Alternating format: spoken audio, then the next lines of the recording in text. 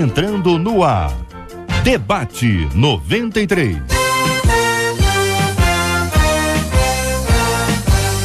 Realização 93 FM. Apresentação J.R. Vargas. Alô, meu irmão! Alô, minha irmã! Já chegou J.R. Vargas! Estamos de volta, começando aqui mais uma super edição do nosso Debate 93 de hoje, nessa sexta, 19 de agosto de 2016. Fale com o Debate 93. 2461-0093. E-mail debate@radio93.com.br. Facebook Rádio 93 FM. Site www.radio93.com.br. Fale com a 93 pelo WhatsApp 96803-8319.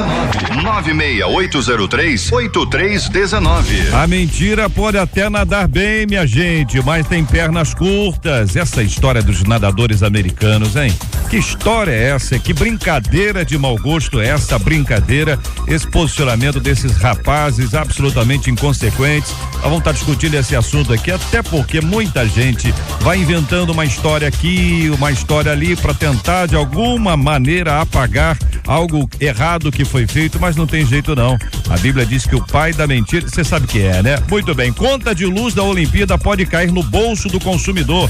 Essa aqui é uma outra história que você diz assim, pelo amor de Deus, já aplaudimos, vaiamos os franceses, vamos pagar a conta agora de luz? Que história é essa, Light? Vamos discutir esse assunto aqui no nosso Debate 93 de hoje também. E outra coisa, hein? Se as redes sociais refletem o que se passa na sociedade, vivemos um tempo de irritação, precipitação e intolerância. Ao opinar sobre um tema polêmico ou não, as reações agressivas são volumosas e assim amizades são desfeitas e crises se multiplicam. O que tá havendo, minha gente? Você já viveu uma circunstância assim? Quem escreve tem que estar preparado para as críticas.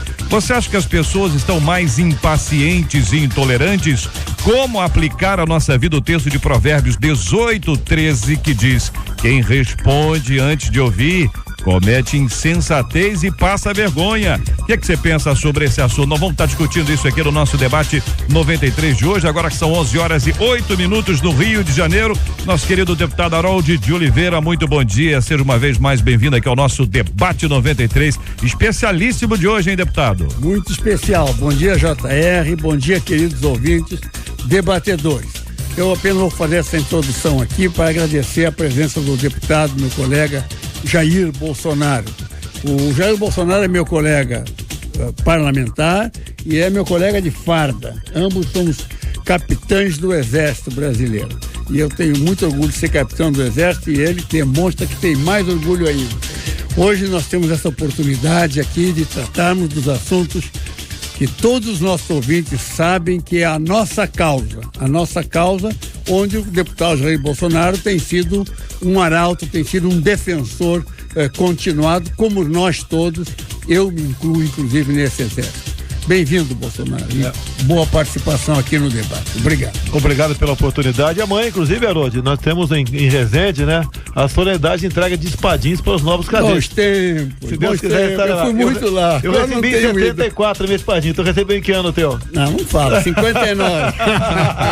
Muito bem, muito bem. Nós vamos aproveitar a presença aqui do deputado Jair Bolsonaro para perguntar para ele, por exemplo, a opinião dele sobre a questão da ideologia de gênero, um dos temas que nós temos discutido aqui. Volta e meia a gente volta a esse assunto até para esclarecer os nossos ouvintes. Vamos perguntar a ele o que defendem os articuladores da escola sem partido. Dizem que o deputado Jair Bolsonaro é polêmico. Será que ele é polêmico mesmo? Ele gosta de polêmica ou as pessoas que gostam de polemizar com ele?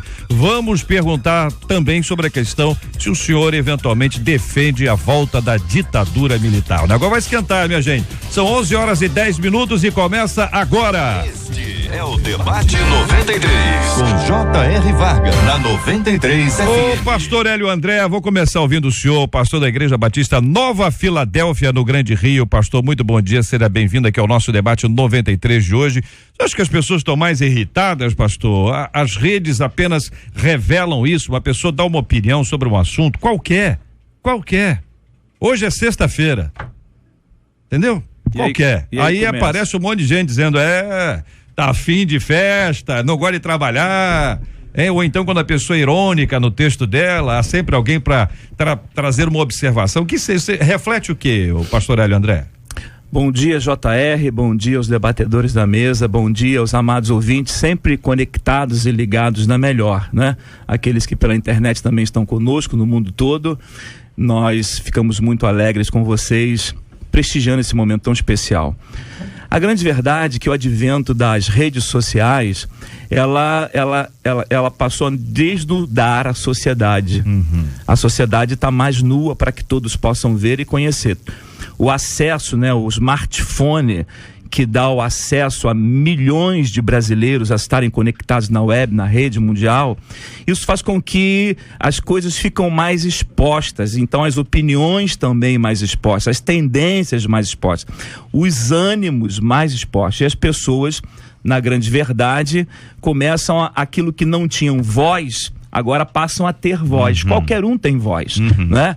E a partir desse momento fica muito claro que esse volume de informações, esse volume de coisas vem vindo à tona e algumas elas atingem o imaginário popular, o inconsciente coletivo e começa a repercutir de uma forma muito intensa e ela se propaga, se reproduz, né? Se compartilha, ela se duplica, multiplica de uma forma muito intensa e muito veloz. E esse advento faz com que a gente sinta com mais notoriedade essas coisas todas que estão acontecendo. Agora, é óbvio que quem se posiciona na rede, né, nas redes sociais, precisa estar pronto para receber os elogios, as críticas, né? Eu acho que se você quer emitir uma opinião e você tem todo direito, e é constitucional que você tenha esse direito, você tem que estar preparado também para ouvir e receber a opinião dos outros, seja elas favorável ou contrária. Então, assim, agora, essa facilidade faz com que todo mundo se meta com todo mundo fale de todo mundo. Deputado Bolsonaro, o senhor tem sido muitas vezes interpretado da maneira correta, às vezes mal interpretado, polêmicas estão aí ao redor do senhor várias vezes em razão das suas opiniões, que são suas opiniões, velho. Né? São suas opiniões. Como é que o senhor lida? Como é que o senhor lida com esse assunto? Com muita gente. Eu sou parlamentar e pensava que tinha imunidade para falar, mas não tenho. Já visto o último processo que o Supremo abriu contra mim sobre apologia ao estupro. A gente pode conversar sobre isso. Onde estava defendendo exatamente a vítima, né? E eu tô começando agora, depois da decisão do Supremo, a pensar 10 vezes antes de falar alguma coisa. Se eu sou parlamentar, esse verbo mesmo diz que é para falar.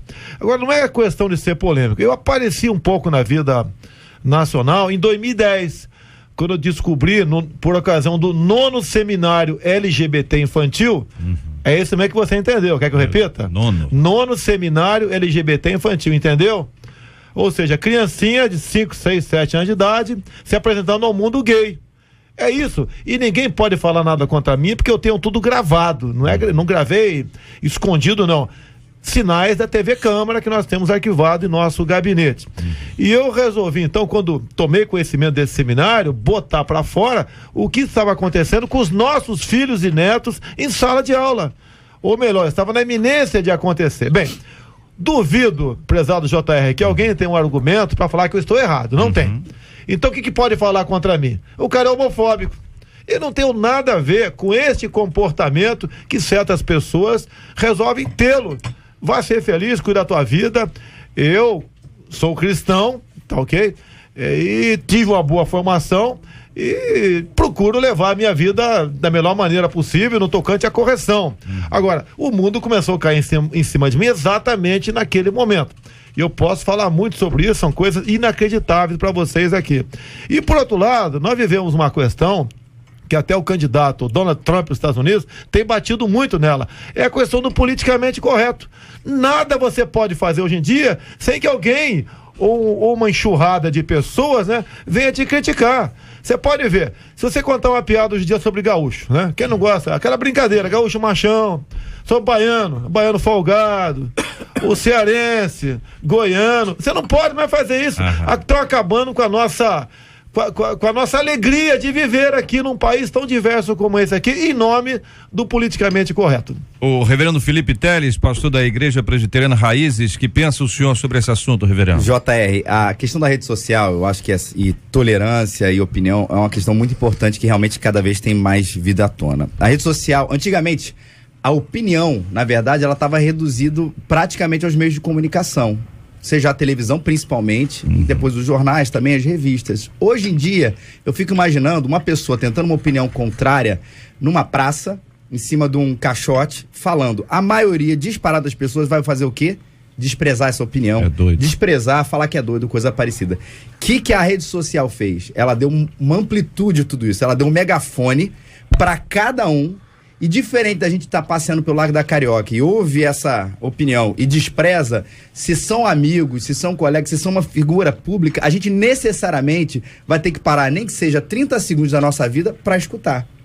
E a gente começou a descobrir, como você está falando aí, um novo Brasil, ou um novo grupo de opiniões, que não são apenas aquela opinião que majoritariamente se ouvia de um grupo minoritário, que era a opinião da mídia e dos comentaristas e dos articulistas, para você ouvir o que de fato o povo acredita, de que o povo pensa, de que o povo tá querendo dizer. E isso foi um lado muito positivo, porque que Brasil é esse? Que mundo é esse, na verdade, que pensa daquela forma para além da caixa que a gente escuta na televisão, no rádio, no jornal. Mas o problema é que com isso veio também a questão da falta de coragem de se debater as ideias, que eu acho que é o grande tema da gente aqui, JR. E começou as pessoas, porque elas podem dizer o que elas querem, contrário ou a favor daquilo, a fazer isso com uma covardia que se diz corajosa. Ou seja, o cara tá lá sentado, essa figura é muito falada mesmo, tá lá sentado no seu computador, dizendo o que diz, mas sem coragem de, primeiro, olhar no olho de quem tá fazendo, se isso fosse possível, de dizer a verdade,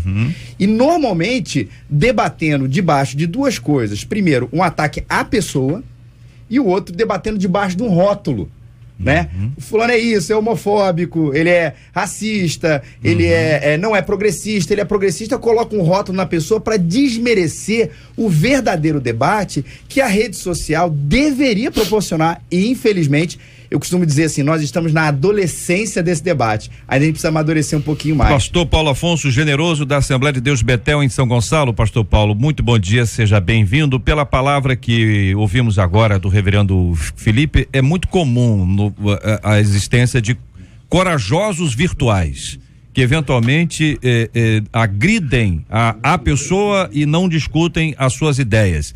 É essa percepção que o senhor também tem, pastor? Primeiro, bom dia, JR, bom dia também para os queridos debatedores e bom dia para o Jair Bolsonaro, é um prazer muito grande conhecê-lo pessoalmente.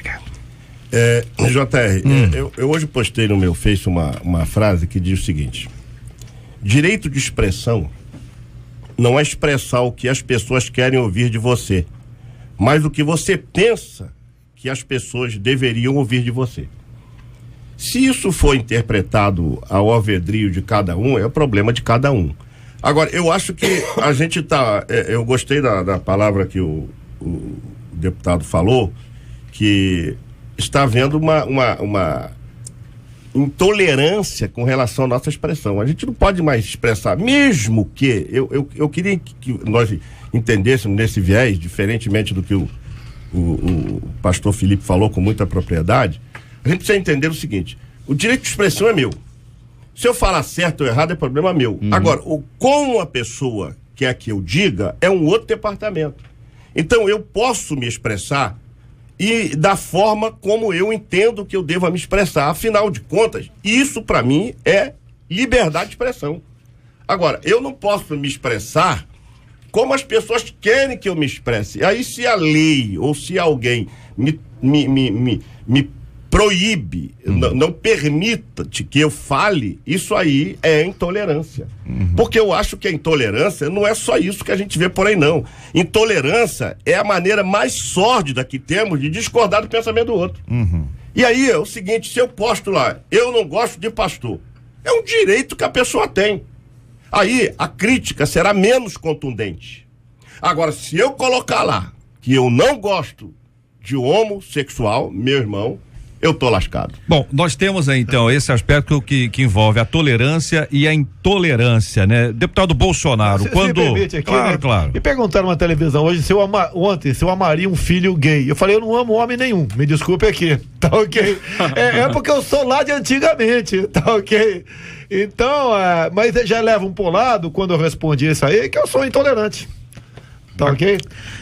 Quando a gente discute, por exemplo, a questão da ideologia de gênero, deputado Bolsonaro apresenta para os nossos ouvintes uma síntese desse conceito que está aí e que vale a pena o entendimento dos nossos ouvintes e o posicionamento. Claro que vai ser a opinião do deputado, os companheiros da mesa podem concordar ou discordar e o ouvinte da mesma forma. Afinal de contas, estamos defendendo aqui exatamente a tolerância. Vamos lá. Olha só, assim como uma célula do nosso corpo, né, caso ela esteja cancerosa, doente, se você não tratar, você vai atingir todo o corpo. A família é a mesma coisa, a família é a base da sociedade. Uma família estruturada, ela é até lucrativa para o Estado, porque o Estado não vai gastar dinheiro com um filho que porventura se perdeu em drogas, porque a família soube bem orientar aquela criança e por aí afora. E essa questão agora é o novo nome, né? Ideologia de gênero, que começou bem lá atrás. Em 2010 houve aquele episódio comigo na Câmara, quando eu descobri aquele famoso kit gay. E só tivemos sucesso para, em parte, deter o avanço deles, graças no ano seguinte, com a participação da bancada evangélica, em especial novos parlamentares evangélicos chegando na Câmara dos Deputados. Não satisfeitos, eles ficaram adormecidos nesse tema por algum tempo e voltou agora com uma palavra bonita, ideologia de gênero. Pô, que trem é esse? Aquela pergunta às vezes, né? E em especial as pessoas que trabalham mais, se dedicam, não tem tempo para ficar discutindo o que é isso daí. O que é na verdade isso daí? Traduzindo aqui para o nosso linguajar popular aqui. Segundo eles, a criança nasce, quando nasceu, né? Quando no meu tempo aqui, o pessoal que está com 60 anos aqui, só sabia o sexo quando a criança nascia. Tanto é que quando eu nasci, 21 de março de 55, né?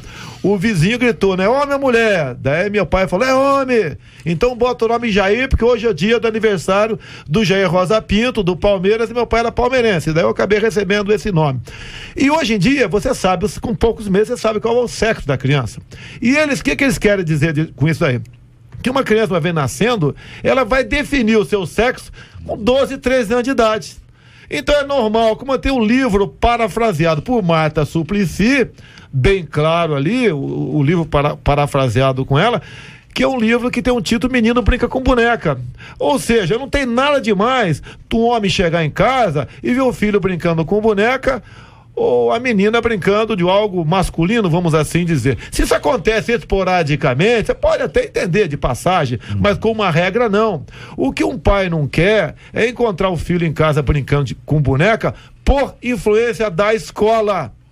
Isso que não pode ser. A escola é um local onde os pais, em especial os mais pobres, entregam seus filhos para escolas públicas, porque esse material todo é para a escola pública, não é para a privada no primeiro momento. Agora o governo quer impor para todo mundo. Tá ok? Então a criança tem que ser educada nesse sentido. Você vai decidir, você tem um apêndice ali, né? Na região da sua cintura, né? Tem um apêndice. Mas você pode ser menina, não tem problema nenhum. Inclusive temos um filmete patrocinado pelo então ministro da Educação, Fernando Haddad, atualmente prefeito em São Paulo, que o filme dele falava simplesmente era probabilidade.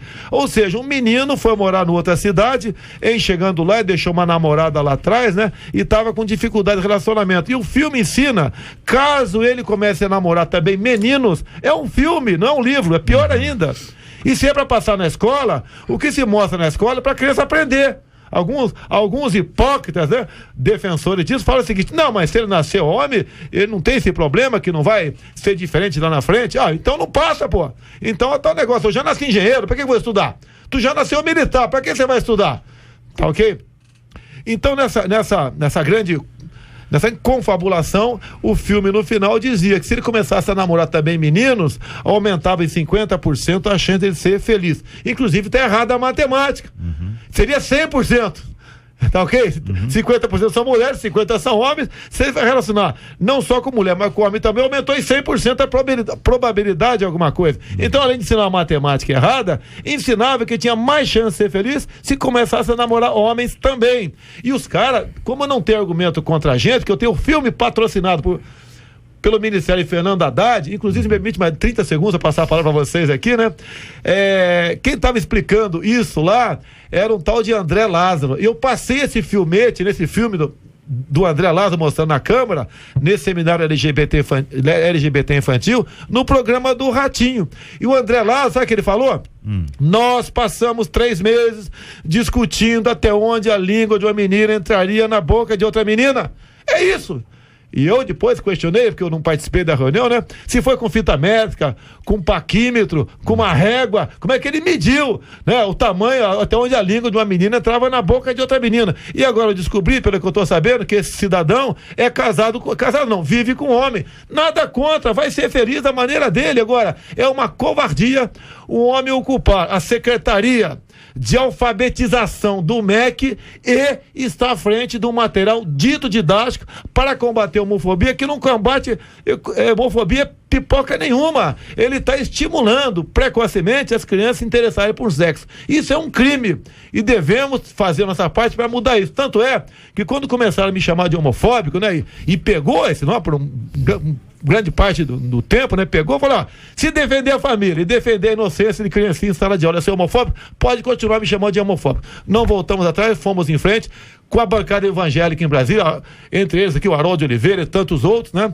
nós conseguimos represar isso daí. Agora, esse bicho não está morto ainda, esse bicho tem que morrer. Temos que respeitar a inocência dos nossos filhos em sala de aula, custe o que custar. Pastores. Olha só, eu acho que essa realmente é uma questão tão complicada, e digo assim, até nossa visão bíblica, é uma questão inclusive demoníaca. Porque é o seguinte, JR, as crianças, elas são extremamente influenciadas, e em segundo ponto, a gente não outorga às nossas crianças certas decisões. Meu filho tem 2 anos e 10 meses, eu não perguntarei a ele se ele vai querer ir para a escola, se ele vai querer estudar. E nenhuma criança, nenhum pai em sã consciência vai querer deixar esse filho a esse tipo de decisão tão pequeno.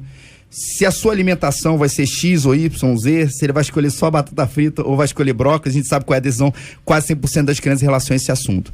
Agora, a gente entende que a criança não tem poder de decisão para esse tipo de coisa, mas a questão da ideologia do gênero diz o seguinte, mas ela tem a decisão ou a liberdade de, em algum momento, decidir que tipo de sexualidade ou de gênero ela vai ter. Por favor, nos desculpe. A gente não pode realmente aceitar isso, principalmente quando se quer colocar ou quer se impor ou influenciar, ainda que não use a palavra impor, influenciar isso numa criança na qual todos nós, como pais responsáveis e família responsável, entende que uma decisão dessa não deve ser outorgada à criança. E aí eu que discute muito sobre esse assunto. E como assim a questão social vai sobrepor-se à questão biológica? Ou seja, como é que a compreensão da pessoa, né, ou a suposta compreensão da pessoa vai sobrepor ao que é mais óbvio ainda na questão do cromossomo, na questão da anatomia humana? É um absurdo. As coisas, elas vão evoluindo à medida que o tempo vai passando, e as palavras, elas são colocadas de uma forma muito, muito forte para que elas fiquem, gravem, para que elas peguem. O Conselho Federal de Psicologia tratava a homossexualidade como transtorno de personalidade. A luta foi tão grande que tiraram da CID-10 essa nomenclatura dessa doença. Então disse agora que não pode tratar o homossexual porque não é uma doença, não é um transtorno, é uma opção. Aí eles diziam, não, nós nascemos gay, nós não somos gay porque a psicologia dizia que o sexo era um sexo social. Era opção pelo sexo social. Então eles começaram a falar, não, nós nascemos gay, nós não optamos ser gay, nós nascemos. Agora, eles dizem o seguinte, não, ninguém nasce nada. A pessoa vai optar, é a ideologia de gênero. Eu estou nascendo neutro, e aí a formação que me derem, e o desejo que eu tiver, e a inclinação que eu tiver, com a idade que eu possa conceber entre o certo e o errado, eu vou escolher o sexo que eu desejo. Olha como é que as coisas vão mudando. A coisa vai mudando até no racismo, a colocação da palavra. Antigamente, a gente falava assim, a minha pretinha é linda, gosto tanto da minha pretinha. Ora, falar preto é racismo. Então, nós vamos à palavra negro. Negro é a palavra legal. Pois bem, vai no dicionário e vê o que significa negro. Maldito, miserável, desgraçado. Agora, o brasileiro, quando ele fala negro, a tendência é ruim. Quando ele fala preto, é boa. Ó, dia negro, vala negra, buraco negro, futuro negro, nuvem negra, fome negra, mercado negro. É tudo pro mal. Mas quando você tá... você assim, eu me dei bem. Por quê? Ganhei na loteria uma grana preta. Vou comprar um sapato preto. Adoro um terno preto. Minha pretinha, adoro minha pretinha. Então tudo que é preto é positivo, tudo que é negro é maléfico. Mas a troca da palavra, né? A troca da ideia faz com que as coisas se pensem de forma diferenciada. E nem sempre é o certo, é o correto. JR, houve uma decisão aqui no Tribunal de Justiça para uma mudança de nome por uma pessoa que era homem, biologicamente queria se transformar em mulher, e fez a transgenitalização. E aí um dos desembargadores usou um princípio que eu considerei fundamental, que é o princípio biopsicossocial. Ou seja, a Bíblia, que é a nossa regra de fé e prática, diz em Gênesis 2:26 que deixará o homem, seu pai e a sua mãe, e apegar-se à sua mulher. Eu falando sobre os 7 princípios desse texto, alguém disse assim, não, eu falei o princípio da perpetuação das espécies, masculina, feminina. Não, é gênero. Não, aqui não é gênero, aqui é espécie mesmo. Ali o texto é isso. Agora, olha só, biopsicossocial. Se complementar isso, o JR, até na questão da questão do hermafrodita, a gente tem que observar o seguinte, ela é socialmente mulher, psicologicamente mulher, mas biologicamente ninguém muda. Nenhum cientista muda o princípio bio, porque biologicamente nasce-se homem ou nasce-se mulher. Então ninguém muda isso. Agora, essa questão, eu gostei muito do que o pastor Hélio falou, quer dizer, a questão de achar que algumas palavras vão mudar os princípios, não vão. A gente vai lutar por muitos e muitos anos com relação a isso, mas todas as vezes que alguém fala assim, não, eu sou mulher, então faz-se um teste, como é qual é o seu cromossomo? É masculino, então é homem. Lá nos Estados Unidos tivemos um caso emblemático de um rapaz que era hermafrodita e a psicologia convenceu que ele não era homem, que ele era mulher. Então ele se transformou numa mulher até os 21 anos. Foi quando então ele entendeu que ele era homem e já tinha feito a transgenitalização, ele agora era mulher, ele entrou em confusão e deu um tiro e se matou. E aí os psicólogos entenderam que eles não podem influenciar. Se é um nome opção, então, não, e a Bíblia não dá essa opção às crianças, porque a Bíblia diz, ensina o menino, tá falando pro pai e pra mãe ensinar o menino, não pro professor. E a nossa regra é a Bíblia. Então não existe uma opção. Aí, meu querido JR, eu entendo que é uma ditadura de regras, de normas contra uma sociedade que tem os seus valores, contra a família que tem os seus valores e não pode ser aviltada, não pode ser violentada nisso. A pior violência é essa. Agora, isso é a pior das ditaduras que pode existir. Se fala tanto contra a ditadura, aí está uma ditadura. Você não tem o direito de falar, você não tem o direito de escolher quem você é, então a gente vai ser o quê? Nós vamos ser robôs no futuro. O que parece é que de uma forma ou de outra, além desse aspecto que envolve a criança, que nós ouvimos aqui, existe um aspecto que envolve adolescentes, jovens, pessoas das mais diversas idades, com as mais diversas formações, que de alguma forma acabam cedendo a essa ideia de que é possível, de que é legal, de que é interessante, que cada um cuida de sua vida, etc. E isso de alguma maneira cria para todo mundo um tipo de impacto que acaba sendo diminuído, ou seja, com o passar do tempo isso é tão repetido, é tão falado e é tão visto. Nós acompanhamos durante as Olimpíadas e vocês acompanharam, os ouvintes também. Duas meninas, uma delas depois de um jogo de rugby, ela vai lá, pede a outra em casamento. Direito dela, vontade dela, não estamos aqui para nos envolver com a vida dela. Qual foi a repercussão daquele ato? Quais foram as palavras ditas sobre aquele assunto? A repercussão que a própria mídia deu, nós estamos aqui dentro da mídia, não vamos nos excluir disso aqui, foi que o amor é lindo, que é isso, é que aquilo, é aquilo outro, foi impressionante. Quando se tratou de um rapaz e uma moça, quando o rapaz chamou a moça para casar, disseram que isso era insegurança dele. Por que ele não solicitou isso antes dela ganhar a medalha? Opressão machista. Opressão machista. Os psicólogos se movimentaram para tentar, de alguma forma, destruir o rapaz e a possibilidade de casamento dele, porque afinal de contas, você imagina a menina pensando, faz sentido, né? Antes ele não falou nada. Agora, o que é que está acontecendo, deputado Bolsonaro? Pastor Hélio André, pastor Felipe, pastor Paulo, o que está acontecendo que as pessoas começam a assimilar essa palavra e esta frase ou esta ideia de tal forma que dentro de pouquíssimo tempo o normal vai ser o contrário?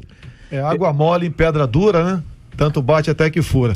Eu estava num programa do Ratinho com o comandante, né? O chefe supremo do homossexualismo no Brasil, né?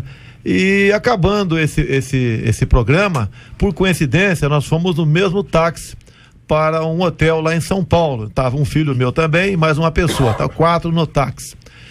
E ele voltou-se para trás, que estava no banco da frente, e falou: Bolsonaro, você precisa ver como você nos ajuda. Olha que ponto nós chegamos.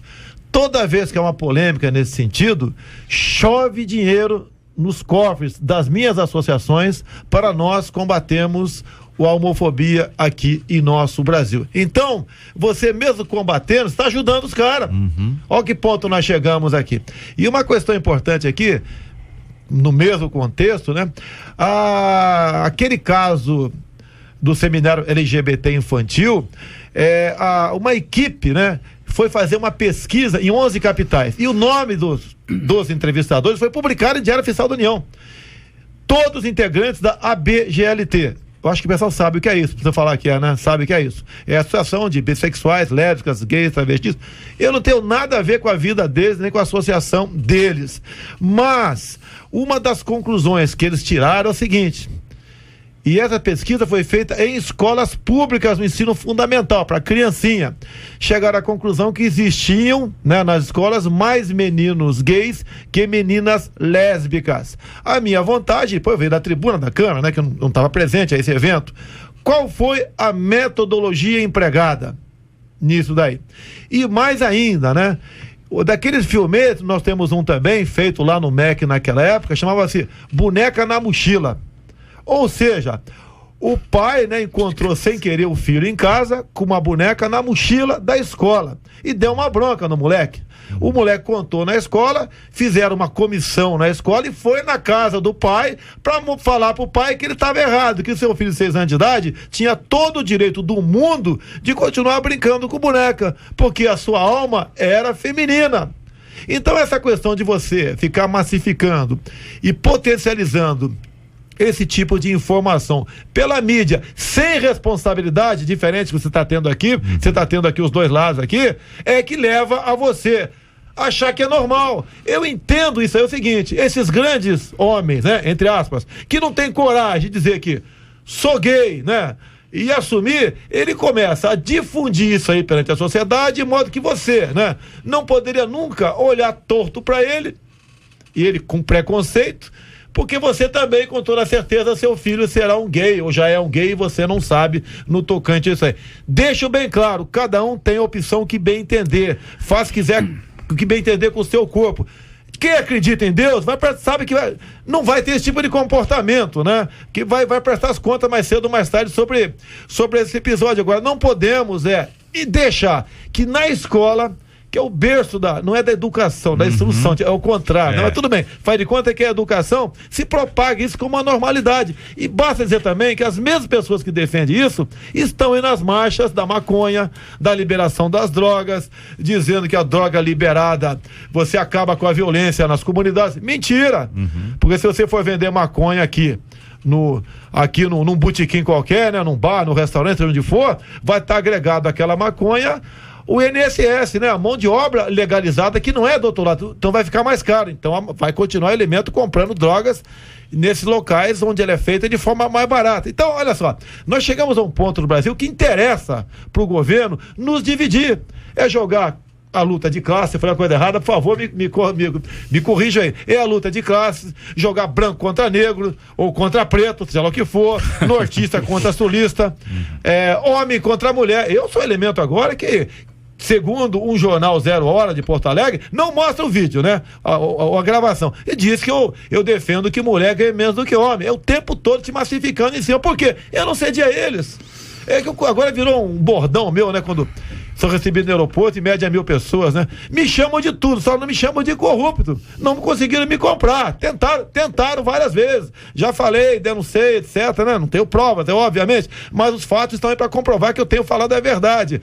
Agora, a preocupação deles, né? Ao nos dividir, como eu digo, né? Você tem que ter um ingrediente para fazer um bolo, né? Farinha de trigo, leite, fermento, para você nos destruir, impor uma ditadura. Aí sim, hein? Impor uma ditadura, você tem que ter uma sociedade dilacerada. Daí aparece o salvador da pátria deles, depois de corromper e depois de aparelhar várias instituições, não aparelhar as Forças Armadas, mas era um objetivo deles. Tá bem claro na análise da conjuntura que esses petistas, né, eles são tão hipócritas que eles fazem os planos maléficos e botam no papel. Como eles se arrependeram de não ter modificado ainda os currículos escolares. E mais ainda, se arrependeram de não ter promovido os coronéis a generais pelo critério democrático deles. Porque se você aparelhar as Forças Armadas em qualquer país do mundo, o clima está mais do que propício para aí sim você impor uma ditadura naquele país. Eu falei que ia fazer só aquela introdução, mas eu não estou me aguentando aqui para complementar o que está sendo dito, que na realidade esses movimentos dessas minorias LGBT e outras, e essa exacerbação do racismo, da intolerância, tudo isso faz parte de algo que está por trás, que é da desconstrução institucional, como foi estudado e feito. É para desconstruir a partir da família, depois vai desconstruindo todos os outros valores. Agora, o que eu fico pensando é, será que essa turma, LGBT principalmente, acha que no dia que se implantar aqui uma ditadura socialista, comunista, eles são os primeiros com um paredão, eles não querem saber disso.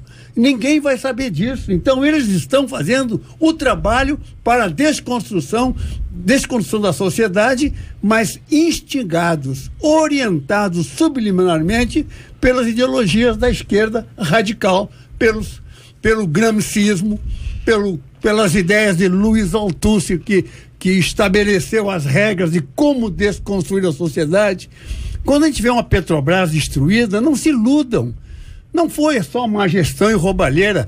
Isso foi o agradável que foi tirado. Era para destruir, desmontar mesmo um símbolo da economia brasileira. Faz parte de todo um conteúdo ideológico que está por trás e que, felizmente, agora parece que nós vamos interromper esse processo. Olha, eu acho que vale a pena aqui uma observação, né? Em 2010 também, nós conseguimos, lógico, de forma... passaram para nós informações, temos agora o documento em mãos, aí ficam difíceis nos contrapor. Eu tenho um documento chamado Plano Nacional de Promoção e Cidadania e Direitos Humanos LGBT. São 180 itens para a comunidade LGBT. Um dos itens, um dos primeiros itens mais importantes, desconstrução da heteronormatividade. Complementando aqui o Haroldo Oliveira. Te digo mais, hoje em dia, a maioria de quem tem esse comportamento, né, não engole esta dos ativistas LGBT, e tem muitos sites dito gays de direita que me apoiam para uma possível candidatura em 2018.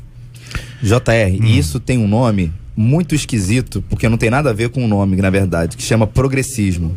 O pessoal que normalmente tem essa agenda por detrás de tudo aquilo que a gente está falando aqui, combatendo, se denomina progressista. E toda a ideia de progressista é o quê? A ideia de um progresso. Ou seja, existe uma sociedade com valores ruins hoje, e que a gente precisa mudar esses valores, com tudo isso que estão, infelizmente, sendo propagado por aí, para que haja um progresso na sociedade. Isso não é verdade. É um nome que esconde, na verdade, um atraso. Não seria progressista, seria um atrasista. Vale a pena o nosso ouvinte sempre desconfiar de quem cria rótulos muito facilmente e superficialmente. Até essa expressão progressista, ou mesmo a expressão conservador, que é muito aplicada aos evangélicos como um todo, são conservadores, fundamentalistas, e aí vai para antiquado, quadrado, retrógrado, intolerante.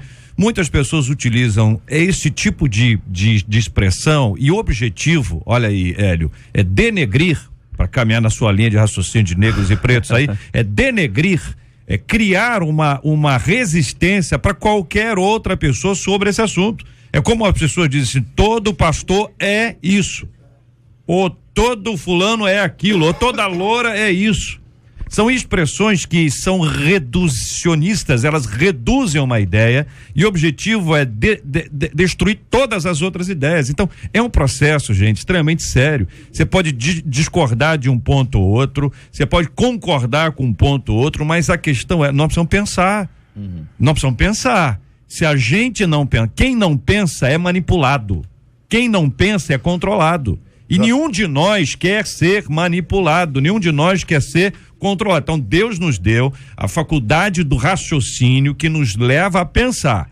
Então, pera um minutinho, a pessoa disse alguma coisa, peraí, fulano é isso, Beltrano é aquilo, nós estamos falando aqui de uma série de coisas, né? No final das contas tem um monte de assunto junto, mas uma das coisas mais claras é a questão da ideologia de gênero. Ah, não, o menino tem direito a escolher.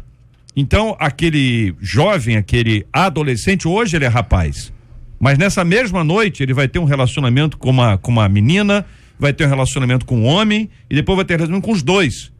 Ele não tem mais nenhum tipo de identidade, e não se pode trazer isso como norma. Diz assim, a norma é essa agora, peraí, um minutinho. E não pode ser dito que esse agora que fez a opção é norma, e quem pensa ao contrário dele é antiquado, conservador, fundamentalista. Quer dizer, nós temos direito à opinião. Como não? JR, o que eu percebo é que o maior inimigo nosso hoje é a ideologia. São as ideias que são propagadas dentro de um escopo de um homem pós-moderno, porque o homem pós-moderno ele tem algumas características que são visíveis nos dias de hoje. E é essa ideologia que estão querendo implementar, eu acredito, e volto àquilo que eu disse desde o início, a questão do direito de expressão, todos nós devemos expressar o que a gente pensa. Agora, o que a gente não pode é querer que o outro creia, eu aceite, ou tem que aceitar aquilo que nós pensamos. A gente tem que, até o poder de convencimento é válido. Agora, nós estamos vivendo a intolerância, e aí, às vezes, ela vem até mascarada de tolerância. Nós toleramos as pessoas naquilo que elas divergem da gente, nós toleramos, mas não aceitamos, e tem mais, nós não reconhecemos a pessoa. E aí entra, por quê? Porque a nossa ideologia foi trabalhada ou foi amoldada para a gente desconstruir. Então essa ideologia é o maior inimigo que nós estamos enfrentando. Nós temos meia dúzia de pessoas que estão fazendo isso. Nós temos 4 cineastas nesse planeta que estão mudando o conceito de valores, distorcendo, desconstruindo algumas coisas que são milenares, é a história da humanidade. E nós não podemos desconstruir uma história baseada simplesmente numa ideologia.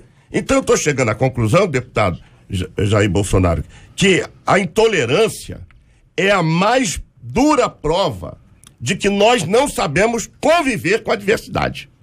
Porque a gente pode querer que o outro seja uma coisa, mas isso é um pensamento. Agora, a gente não pode expressar isso como está acontecendo. Ou seja, estamos querendo criar uma nova raça que não tem sexo definido e que lá na frente pode mudar de ideia também.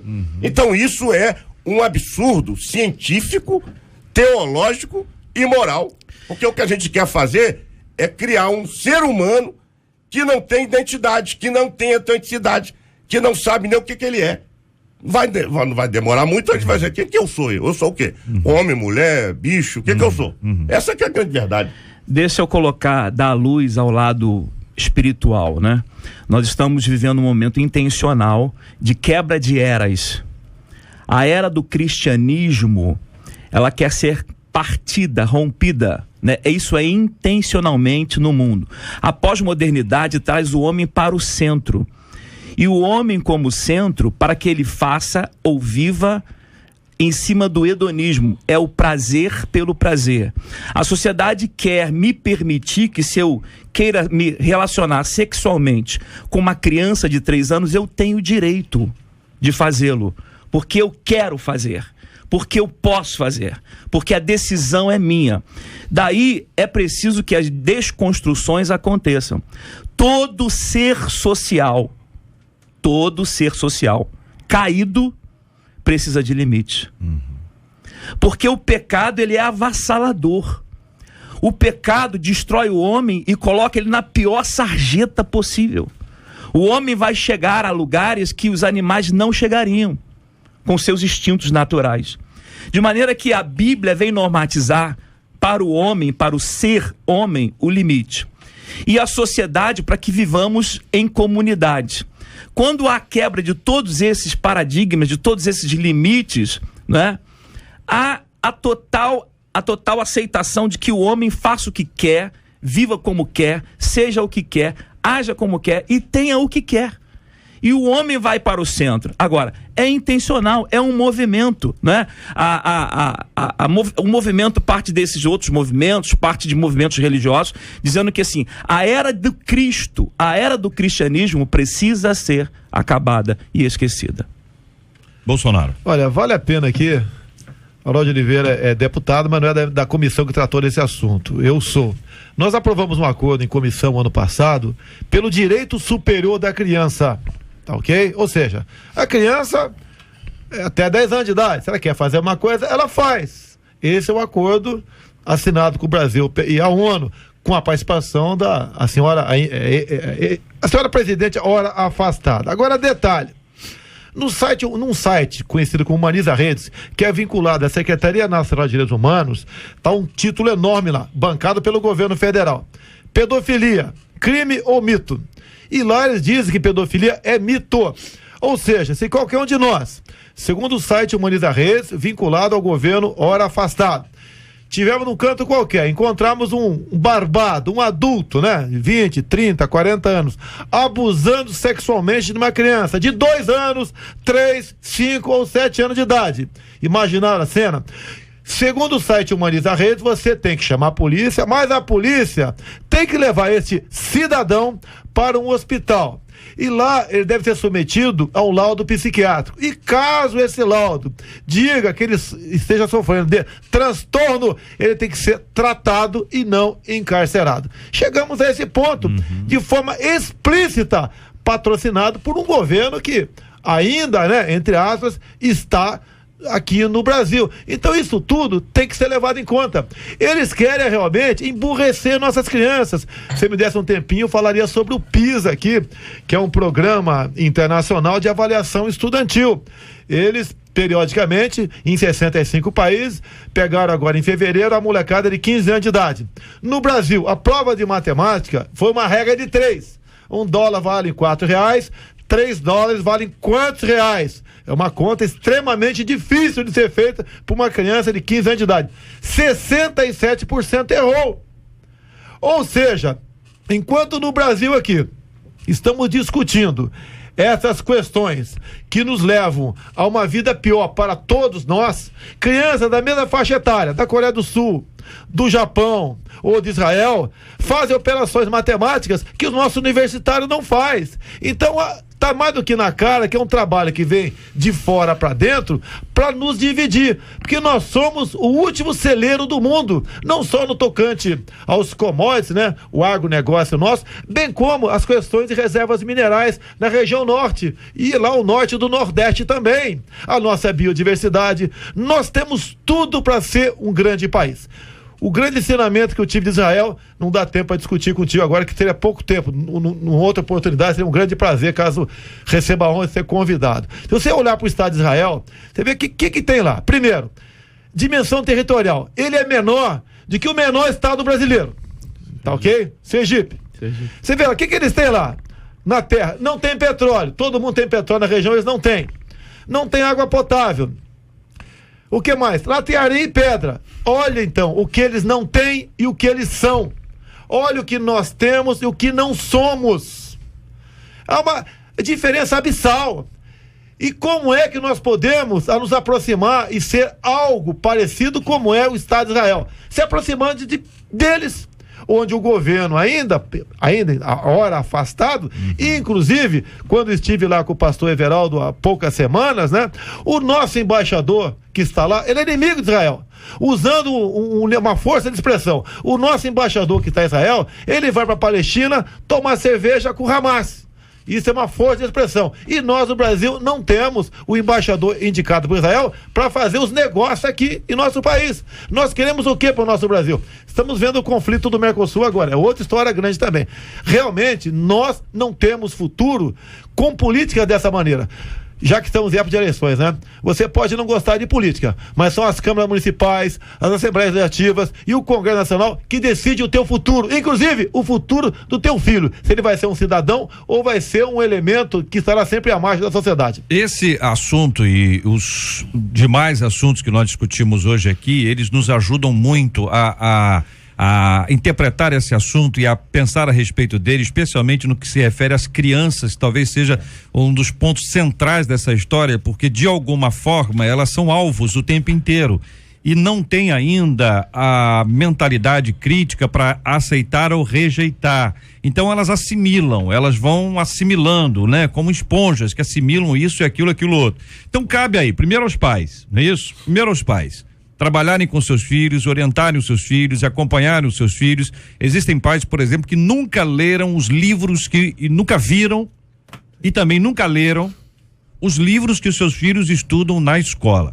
Nós ouvimos aqui, e é fato, que muitas escolas, elas agem, não estou dizendo que é maldosamente, não. Algumas dessas escolas, porque os livros são pesados, fazem com que esses livros permaneçam na própria escola. A dificuldade era que a criança ficava com 500 quilos nas costas, e aí, olha, para não ir para. Mas muita gente acabou percebendo que alguns desses livros combatidos, alguns desses livros que apresentam ideologia de gênero e outras coisas mais, eles acabam ficando na escola. Veja, pode não ser intencional em todos os casos, mas pode ser que em algum caso, ou em alguns deles, seja intencional. Por isso, é direito.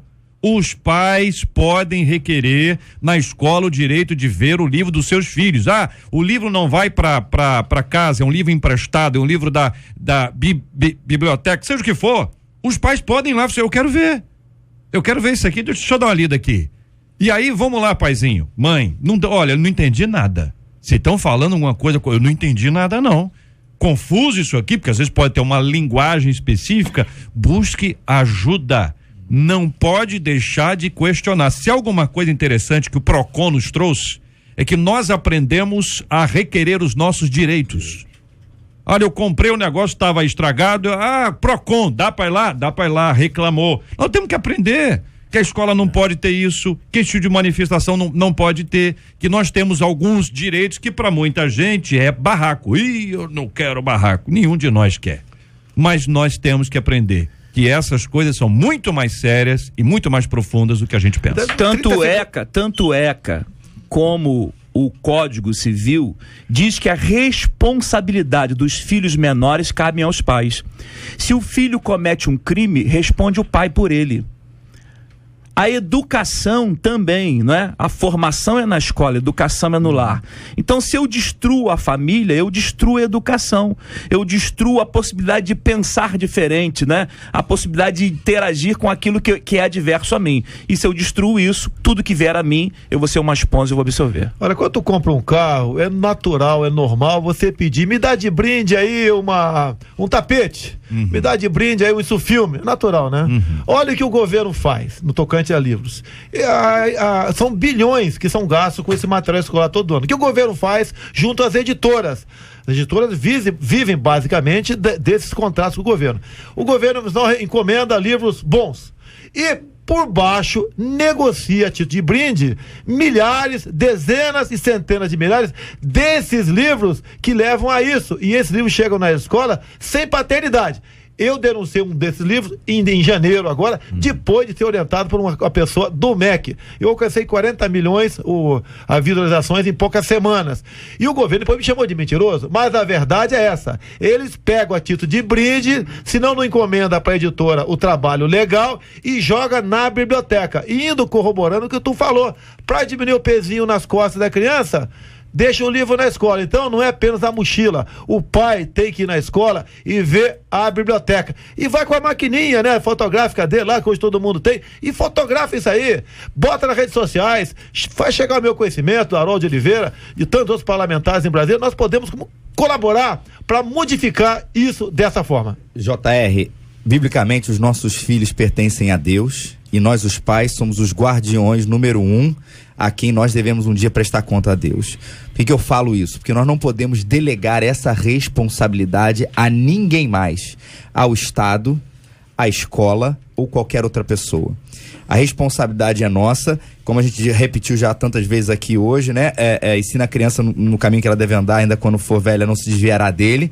Parece que estão entendendo essa verdade e nós que guardamos essa verdade como cristãos, estamos deixando ela de lado por questões as mais diversas, porque estamos preocupados em outras coisas, porque achamos isso, muitas vezes esse é um erro, uma grande teoria da conspiração, o que não é uma realidade, e a gente atribui esse papel de educação a qualquer outro, sendo que, na verdade, nós iremos prestar contas a Deus, e a responsabilidade número 1 nossa, de criar filhos segundo o coração de Deus, nos princípios de Deus, é dos pais, e não é nem da igreja, JR, em primeiro lugar é dos pais. Palavras finais dos nossos debatedores aqui sobre esse assunto, pastor Paulo. Educar é um dever, e eu diria mais, uma obrigação dos pais. A escola pode dar ao aluno o conhecimento da ciência, da matemática, da geografia, mas a educação não. Quem educa biblicamente são os pais. É uma obrigação. Se o pai se abster de educar o filho, aí nessa lacuna entra essas chamadas ideologias para poder desconstruir os valores que são basilares de uma sociedade, que é a família. Pastor André. Eu quero dizer que a igreja, como entidade social, espiritual, ela, para mim, é a esperança do mundo. Porque ela tem um manual cujo próprio Deus cedeu à sociedade para que ela pudesse viver bem. Nós, como servos de Deus, como igreja do Senhor, temos que nos posicionar politicamente e fazê-lo muito bem com entendimento, mas entender que o evangelho e a igreja como agente social, ela é transformadora. Não há nenhuma entidade que transforme mais que a igreja, através do poder do evangelho, porque o poder do evangelho muda o indivíduo, o homem, de dentro para fora, faz dele ser um cristão e um seguidor de Cristo, entendendo que o próximo é igual a ele e que o bem que ele quer para ele quer para o próximo. Viver em sociedade como cristão é um princípio que nós temos, né? Entendendo, respeitando, mas sobretudo obedecendo aquilo que Deus tem para nós. Para mim, a igreja é a esperança do mundo. Reverendo Felipe. 3 coisas: olhos abertos para os pais, olhos abertos, joelho no chão, né? E Bíblias abertas também. Bolsonaro. O maior patrimônio de um homem ou de uma mulher são seus filhos e filhas.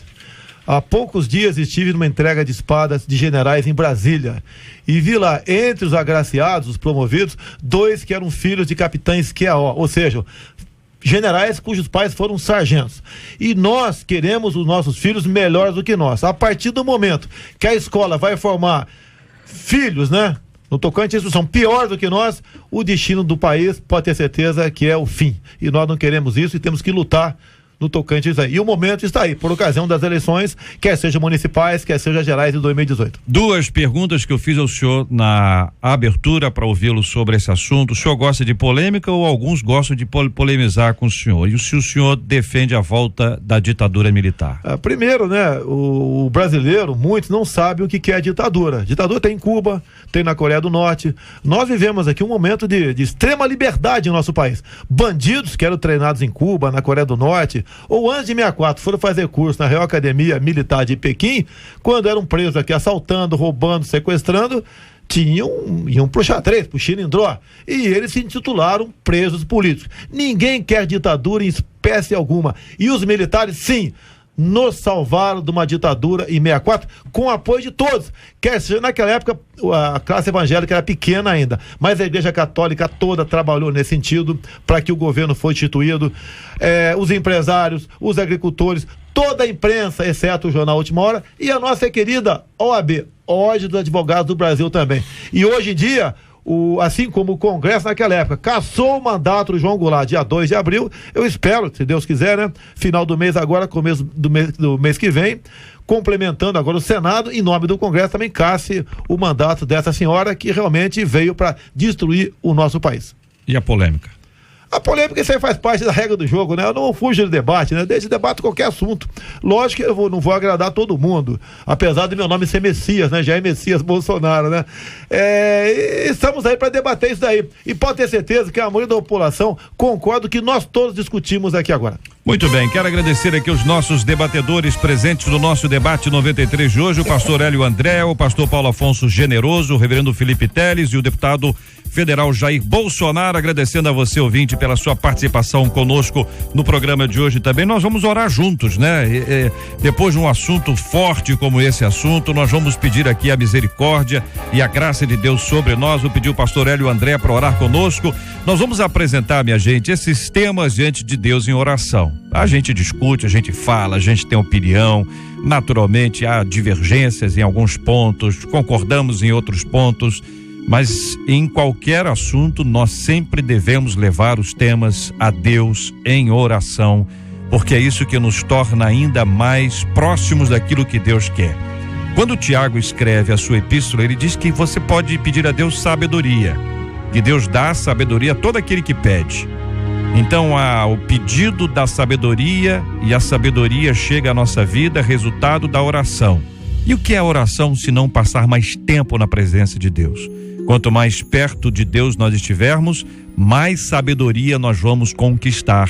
Dele vamos receber, e a Bíblia diz que ele nada lhes impropera, não joga isso na nossa cara, não cobra isso, pelo contrário, nós podemos ter a sabedoria para pensar um pouco mais, saber o que antes não sabíamos e saber o que outros não sabem. Sabedoria. Os outros temas que eu anunciei hoje aqui, segunda-feira eu volto neles, porque nós tínhamos esse tema aqui que é tão especial para a gente poder discutir. Mas vamos orar sempre pela cura dos enfermos, consolo aos corações enlutados, por esse povo maravilhoso que nos prestigia com a sua audiência. Pai, nós queremos te agradecer que desde a oração ensinada por Jesus, o teu reino já veio.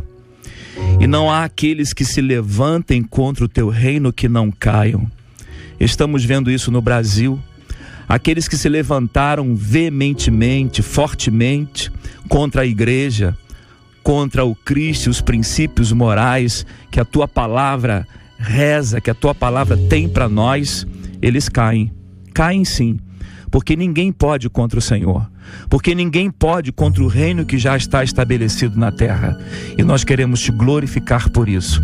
Pai, ajuda que a tua igreja, como, ó Deus, agente especial do céu na terra, possa promover, ó Deus, o reino, através do poder do evangelho, que é transformador, que é restaurador, que qualifica o homem para ser melhor, para ser um cidadão melhor, para ser um pai de família melhor, para ser um esposo e uma esposa melhor, para criar filhos em sujeições de forma melhor. Ó Deus, nós queremos te louvar, pedindo por aqueles que estão nos hospitais, por aqueles que estão encarcerados, que cometeram delitos e estão pagando a pena pelos seus delitos, mas que merecem também serem recuperados, transformados para serem cidadãos como nós. Pai, abençoa esta nação e não permita que a mão do diabo possa reinar aqui, mas que tua igreja se levante para trazer o teu reino, estabelecer o teu reino, que é de justiça, que é de paz, que é de amor e que é de vida eterna. Nós te glorificamos por isso, em nome de Jesus, amém. Que Deus te abençoe. Você acabou de ouvir Debate 93.